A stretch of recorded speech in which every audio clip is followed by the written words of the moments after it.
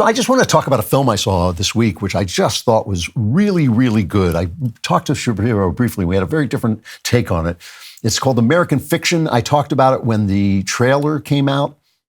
It stars Jeffrey Wright, and it's based on a novel called Erasure by Percival Everett and directed and written by Cord Jefferson. And it's about a college professor, a black, everybody in it is black, just about. It's about a black college professor who is a novelist, and he's working as a college professor to support himself as a novelist. And he realizes that the only books that people will read by black writers are books about the streets and how tough everybody is and how corrupt and they're gangsters and they're all bad guys and all this stuff. And he gets, and it's really funny. I mean, there's an opening scene that I played last time that was on the trailer of this woman, I guess it's Issa Rae. She's very funny. And she plays this very educated, very poised, very articulate and intelligent young woman who speaks about her. She's had basically a upper middle class life, going to college and all this stuff. And then she reads from her fiction, and it's all this street talk and all this. And this guy, Jeffrey Wright, this professor, is furious and frustrated because his books aren't selling. And so he finally decides, well, he's just going to play along, and he is going to write the book that they want, which is about gangsters on the street and all this stuff that he's just not. He's a highly intelligent intellectual. And he sends out the book, and of course, for the first time, he gets a massive advance, and the publishers call him, and of course, it's all the white people who want the blacks to be this. It's not the black people who want to be gangsters, it's the white people who want the blacks to be gangsters, the woke white people. And so he gets a call, he and his agent get a call from the editor and the publisher who have bought the book, and this is the exchange where he has to suddenly realizes he now has to pretend to be this guy. I hope that you are with the man of the hour. I am indeed. He's right here next to me. Mr. Lee? Yeah, this is he. Oh, really?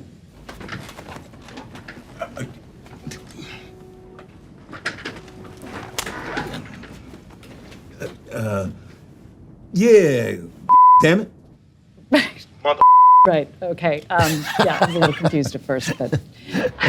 We're both very excited to discuss Thompson Watt's offer. Yes, well, first of all, let me just say that all of us here at Thompson Watt are thrilled with My Pathology. It is about as perfect a book as I have seen in a long, long while. Just raw and real. And Mr. Lee, is this based on your actual life? Yeah, you think some ass college boy can come up with No, I don't.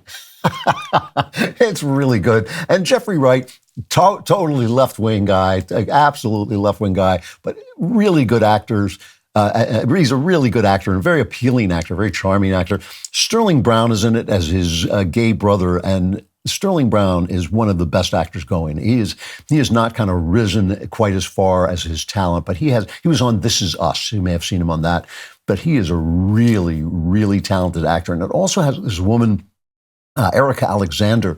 And I always talk about the fact that American actresses are too beautiful. They're more beautiful than actual women. So it's like it almost goes beyond like you're looking at a woman, you're thinking, yeah, she's gorgeous, but no person is like that. Whereas French actresses look like real people, but they're also incredibly gorgeous and incredibly alluring. So this lady, Erica Alexander, is more like a French. She looks like a real person, but she's also just incredibly appealing and sexy.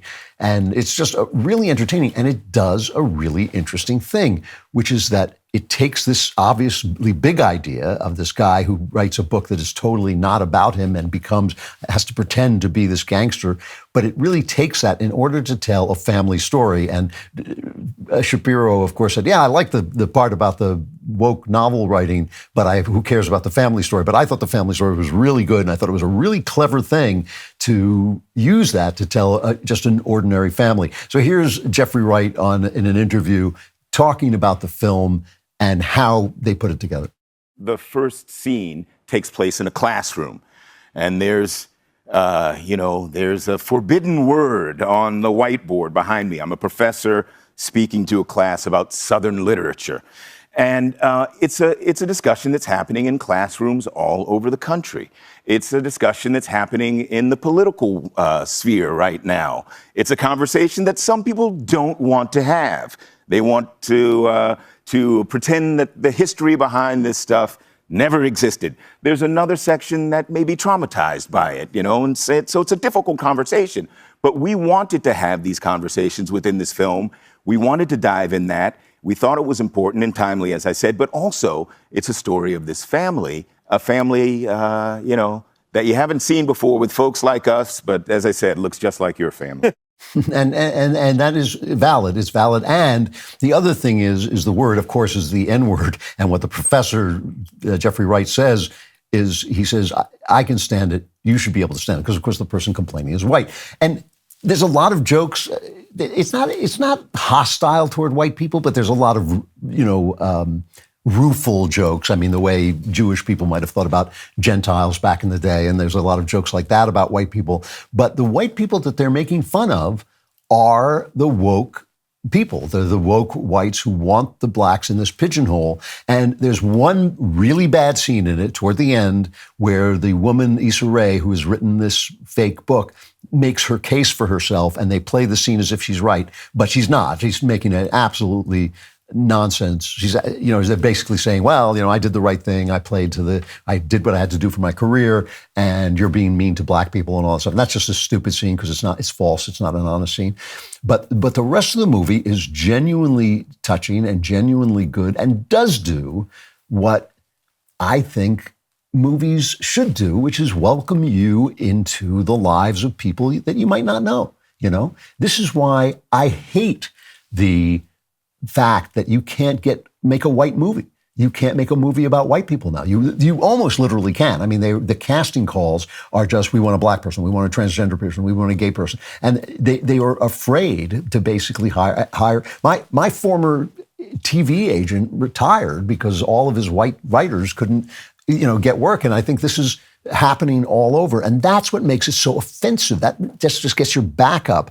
However, having said all that, these are still artists. They're still trying to do a job. And when they do it in a way, this deals with reality, like making fun of wokeness and showing how it's in fact restrictive and choking of the lives of people and the real lives of people. It's pretty good, it's good stuff. I'm not saying it's the greatest movie ever made, but it's a really good movie. I mean, my wife and I were absolutely wrapped up in it and got a couple of really big laughs. And, that's a good thing. So Hollywood can still, every now and again, they can still stumble over a good thing if they do something honest. And of course, if a white person makes an anti-woke film, it's got to be here at the Daily Wire. But still, it's a good thing when it means, obviously, what I've been telling you for a while, that the left is on its heels because this stuff is ugly, it's stupid, it's bigoted, and it's harmful, and it's blowing up in their faces. And I think, obviously, they're starting to know it. And that guy is great. I love him. If you want more, like and subscribe. And don't forget to subscribe to The Andrew Klavan Show wherever you get your podcast.